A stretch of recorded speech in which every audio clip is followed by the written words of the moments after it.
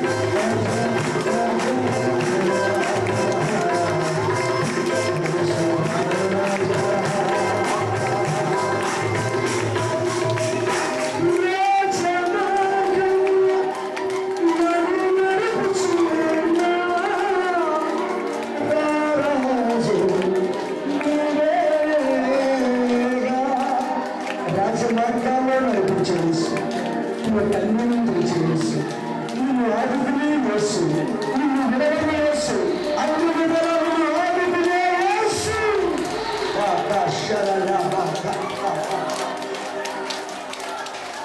నీ కష్టాన్ని బాధను తొలగించాడు. ఆయన నిన్ను విడిచిపెట్టలేదు, ఆయన నిన్ను తోసివేయలేదు, ఆయన నిన్ను కోరుకున్నవాడు.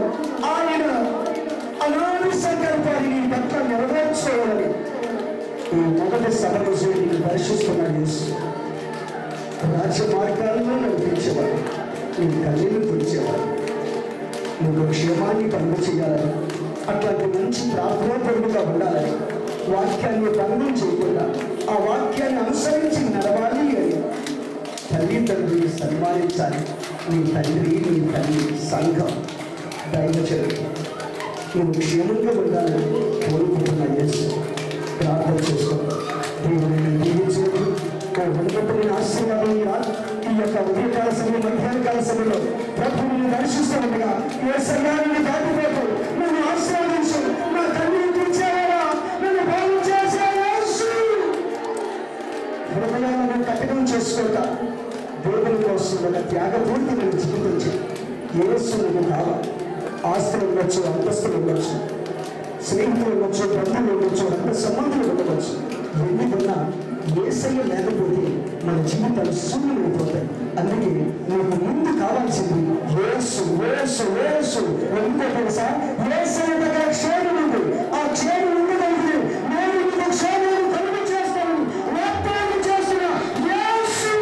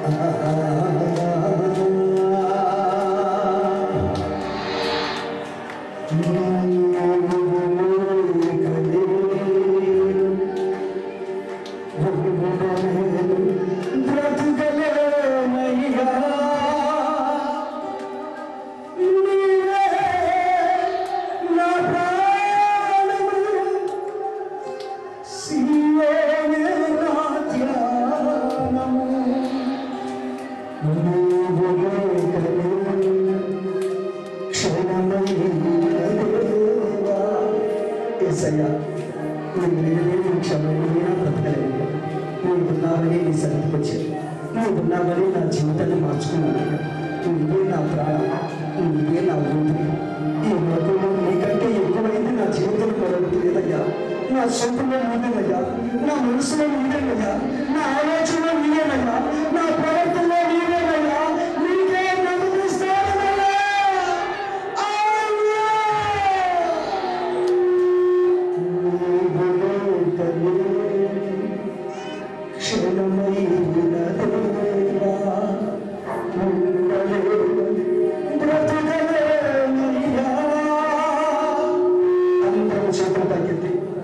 అందరిని చేతులు పైకెత్తి ఏసయ్యా, నువ్వు లేని దేవుని బ్రతకలేనయ్యా. నువ్వు ఉన్నావని నా జీవితాన్ని మార్చుకున్నాను. నువ్వు ఉన్నావని నీ సన్నిధికి వచ్చాను.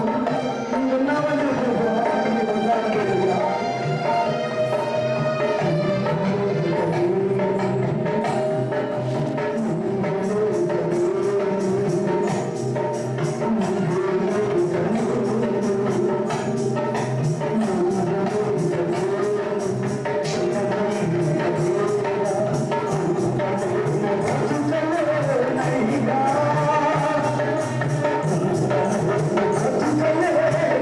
Yeah.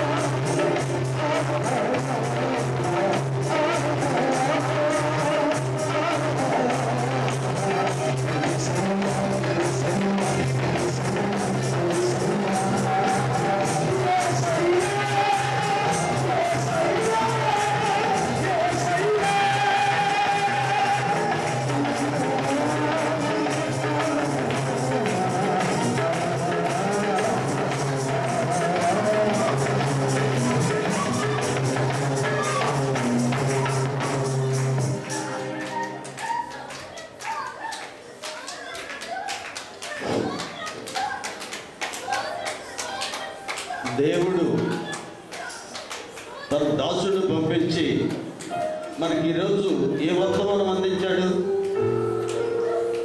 దేవుడు ఆయన దాసుడిని పంపించి మనకి ఏ వర్తమానం అందించాడు? ఈ రోజున మనము క్షేమము కలుగుగాక, హల్లెలూయా, మనకు క్షేమము కలుగుగాక అని ఆయన దాసుడిని పంపించి ఈరోజు మనకి ఒక వర్తమానాన్ని అందించున్నాడు. అయితే మనకు క్షేమం కలగాలంటే ఏం చేయాలి? ప్రార్థన చేయాలి. ఇప్పటి వరకు కూడా ప్రార్థన చేయకుండా తిండిబోతులుగాను, తాగుబోతులుగాను, ఇతరులు దూషించేవారుగాను ఎంతో మంది ఈ రోజుల్లో ఉన్నారు.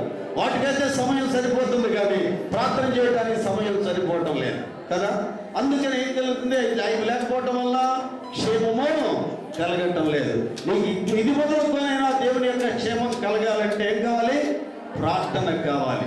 ఇంతకుముందు కూడా నేను అనేక మార్లు చెప్తున్నాను, ఎవరైనా ప్రార్థన చేయకుండా కనీసం టిఫిన్ కూడా చేయవద్దని ఎన్నోసార్లు హెచ్చరిస్తూ ఉన్నాను. కానీ ఏం చేస్తున్నారు? దేవుని మాటని భంగం చేస్తున్నారు. దేవుని మాటను భంగం చేస్తే క్షేమం ఉంటుందా? క్షేమం ఉండదు. కాబట్టి దేవుని మాటలు, దేవుని దాసుని పంపించి ఆయన యొక్క మాటలు దేవుని దాసుని నోటి వెంటుంచి మనకు క్షేమం కలగాలని ఇన్ని విషయాలు దేవుడు బయలుపరిచాడు. హల్లెలూయా. మరి ఏ విషయాన్ని కూడా దేవుని యొక్క వాక్యాన్ని ఎవరైతే నిర్లక్ష్యం చేస్తారో, దేవుని మాటలు ఎవరైతే భంగపరుస్తారో వాళ్ళకి ఏం జరుగుతుంది? క్షేమము కలగకపోక దేవుని యొక్క ఉగ్రత వస్తుంది. ఇన్ని సంవత్సరాల నుంచి దేవుని ఎరిగాము, మేము బాప్తిసం తీసుకున్నామని సంకల్పం వేసుకోవటం కాదు. దేవుని యొక్క క్షేమాన్ని మనం పొందుకుంటున్నావా? దేవుని క్షేమాన్ని పొందుకున్నట్లయితే నువ్వు సాక్షిగా నిలబడతావు. నువ్వు సాక్షిగా నిలబడితే అనేకలకు ఆశీర్వాదకరంగా ఉంటావు. మనకు దేవుడు చెప్పాడు, మనం ఆశీర్వదించబడటమే కాదు, అనేకలకు ఆశీర్వాదకరంగా ఉండాలి. అనేకలకు ఆశీర్వాదకరంగా ఉండాలంటే నీకు ప్రార్థన ఉండాలి, తల్లిదండ్రులను గౌరవించాలి. హల్లెలూయా. ఇవన్నీ కూడా మన క్షేమం కలగాలంటే బైబిల్ వాక్యంలో ఉన్న పరిశుద్ధ గ్రంథంలో దేవుడు మన క్షేమం కలగాలని అనేక రీతులుగా బయలుపరిచి ఉన్నాడు. హల్లెలూయా. బయలుపరిచి దేవుడు తన దాసులను ఏర్పాటు చేసుకుని అనేక రీతులుగా ఆయన బయలుపరుస్తూ ఉన్నాడు. హల్లెలూయా. కాబట్టి దేవుడు అద్భుతమైన రీతిలో ఈ రోజున మన యొక్క 3వ నందనవనం బేతేలు ప్రార్థన మందిరం యొక్క 3వ వార్షికోత్సవ సభల్లో దైవ దాసుడు ఆనంద్ గారిని నడిపించి ఈ రోజు మనకి క్షేమం కలగాలని దేవుడు కోరుకుంటా ఉన్నాడు. హల్లెలూయా. ప్రార్థన చేసుకుందాం. ప్రార్థన చేసుకుందాం. కళ్ళు మూసుకోండి. ఆ విషయాలన్నీ కూడా జ్ఞాపకం చేసుకోండి. మన మధ్యలో ఉన్నటువంటి దైవదాసుడు అభిషేక్ పాల్ ప్రార్థన చేస్తారు.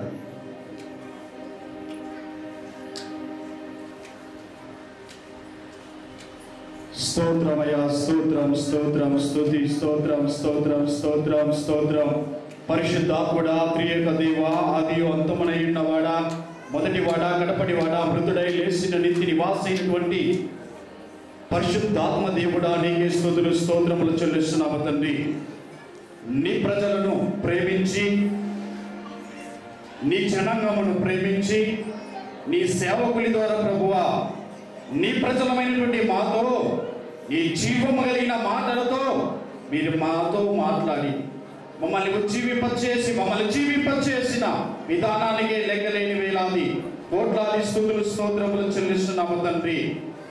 ఈ లోకములో ఎక్కడికి వెళ్ళినా క్షేమము లేక, కష్టముల చేత, నష్టముల చేత, బాధల చేత, ఇరుకుల చేత, ఇబ్బందుల చేత, అనేకమైనటువంటి శోధనల చేత విసిగారిపోయి ఎందుకు ఈ బ్రతుకు, ఎందుకు ఈ జీవితము అని ప్రభువా అనేక మంది చెల్లులు బాధపడుతున్నటువంటి ఈ సమయంలో ఇక బ్రతుకంతా వ్యర్థమైపోయింది, సావే నా జీవితానికి శరణ్యం అని తన జీవితాన్ని చూసి అసహించుకున్నటువంటి ఈ పరిస్థితులలో నీ సేవకులని పంపించి ప్రభువా, నీ మధురమైనటువంటి ఈ జీవ లేఖనములను విడుదల చేసి ఎంతమంది బిడ్డలైతే ప్రభువా జీవితముపై విరక్తి కలిగి ఉన్నారు, వారిని మీరు బ్రతికించడానికి, వారిని మీరు పోషించడానికి, ఈ లేఖనములను విడుదల చేసిన విధానానికే లెక్కలేని వేలాది కోట్లాది స్తుతులు స్తోత్రములు చెల్లిస్తున్నాము తండ్రి. యేసు ప్రభువా, నీ వాక్యము రెండంచులు గల వాడిగల గడ్డము లాంటిది ప్రభువా. ఎంతమంది బిడ్డలైతే భౌతికంగా ఆధ్యాత్మికంగా నీ లేఖనాలతో సరిచేయబడాలని మీరు ఆశ కలిగి ఉన్నారు, వారిని మీరు సరిచేసి నీ లేఖనాల అనుసారముగా బ్రతుకుటకు, జీవించుటకు, క్షేమాభివృద్ధిలో పయనించుటకు నీ కృప దయచేయమని ప్రార్థన చేస్తున్నాము తండ్రి. నీ క్షేమాభివృద్ధిలో ఈ సంఘమును ముందుకు నడిపించమని నీ కృపాతిశయముల చేత దినదినము ఆర్థికంగా ఆధ్యాత్మికంగా నీ లేఖనముల ద్వారా సరిచేయమని నీ బిడ్డలు ముందుకు సాగుటకు నీ కృప దయచేయమని మా ప్రభువు ప్రియరక్షకుడైన యేసుక్రీస్తు పరిశుద్ధ నామములో అడిగి వేడుకొంచున్నాము తండ్రి. ఆమేన్.